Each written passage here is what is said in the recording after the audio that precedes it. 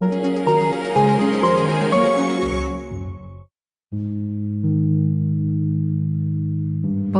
and HarperAudio Australia present this unabridged recording of Bright Shining, written and read by Julia Baird.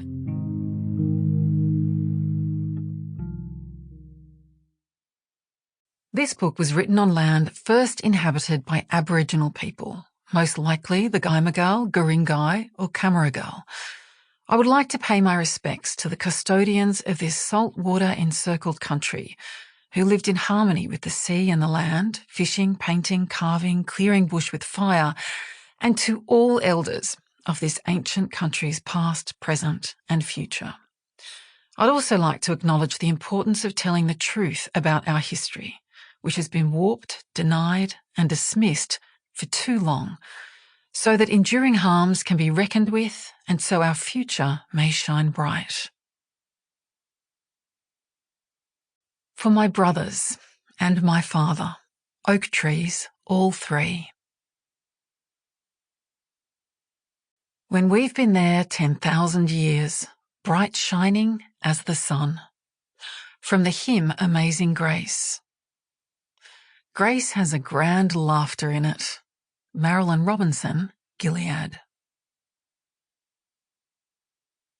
Introduction. When the shadows fall behind you.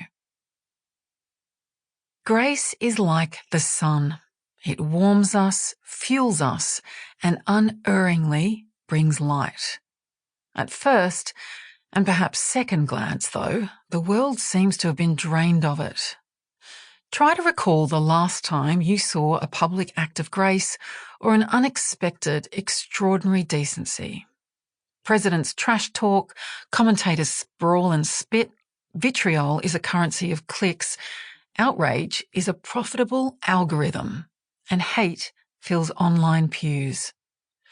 Rage flows thick, daily, through well-worn tributaries on social media. But something has happened in the past few years, both subtle and seismic. During the pandemic, millions of us squinted, shifted our lenses, started looking further and asking for more, for better. We began to imagine a different way of life, of being, and of relating to each other.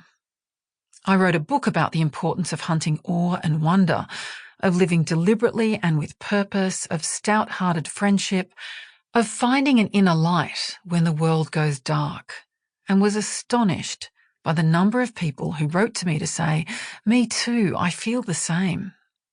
Others too wrote columns, books, blogs, tweets and posts about the need for rest, for silence, for stillness, and for each other. We paused. At the same time, I was struck by something else that was not easy to articulate. It was something a little more mysterious and hard to define. People were talking about a need to reckon with our own smallness, a need to find meaning and dignity in connection, and to better understand each other. I saw also a desire to more readily acknowledge and build on our shared humanity, to be kinder, bigger, better, more forgiving, which isn't always easy when we're tired, overwhelmed and worried about this melting planet. To me, this read also as a desire to see, experience and express grace, something that might look and sound good, but is not easy. How or why should we willingly do something that costs us when the world is full of enough pain? Why should we be decent to idiots, kind to narcissists, or tolerate, even forgive those who hurt us? The answer is that grace isn't a form of capitulation or complacency, isn't about weakness or politeness. It requires grit and strength, and somehow can change everything.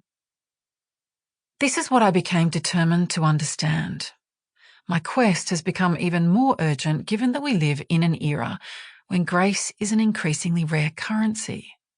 The silos in which we consume information dot the media landscape like skyscrapers, and the growing distrust of the press, politicians, and public figures has in some ways choked Sample complete.